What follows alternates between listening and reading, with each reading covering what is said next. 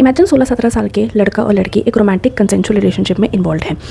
लड़की के पेरेंट्स को उस रिलेशनशिप के बारे में पता चलता है and they don't approve of that relationship. वो डिसाइड करते हैं कि वो लड़के के अगेंस्ट एफआईआर फाइल करेंगे और एफआईआर फाइल होती है अंडर द पॉक्सो एक्ट। तो आइए समझते हैं कि कैसे एक रोमांटिक कंसेंशुअल रिलेशनशिप, एक टीनेज लव जो हम सब ने अपने अराउंड देखा है, वो कैसे एक पॉक्सो एक्ट के केस में बदल सकता है।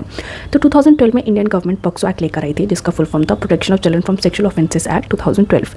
इस एक्ट को लाने का मेन ऑब्जेक्टिव था कि child pornography, child sexual abuse, child sexual harassment जैसी चीज़ों से बच्चों को प्रोटेक्ट किया जा सके। इसी एक्ट के अकॉर्डिंग जो एज ऑफ कंसेंट थी, जो पहले 16 ईयर्स हुआ करती थी, वो अब बढ़कर 18 ईयर्स हो गई है। इसका ये मतलब है कि 18 साल से कम जितने भी बच्चों की कंसेंट है वो एक वैलिड कंसेंट मानी ही नहीं जाएगी।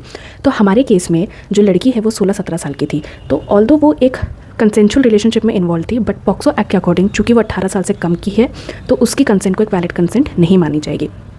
बहुत सारे एकेडमिशियंस का ये मानना है कि इसी प्रोविज़न की वजह से सोसाइटी में मोरालिटी, सोसाइटल नॉर्म्स, ऐसी सारी चीज़ों को वापस से रीइंफोर्स किया जाता है इन सारे प्रोविजंस की वजह से। क्योंकि बहुत सारे पेरेंट्स जो अपने बच्चों के रिलेशनशिप से अप्रूव नहीं करते हैं, वो डायरेक्टली पॉक्सो एक्ट का केस फाइल कर देते हैं। और चूँकि पॉक्सो एक्ट में पनिशमेंट सबसे हार्शेस्ट और सबसे स्ट्रिक्टेस्ट है, तो उसके कॉन्सिक्वेंसेस बहुत हैवी पे करने पड़ते हैं लड़के को।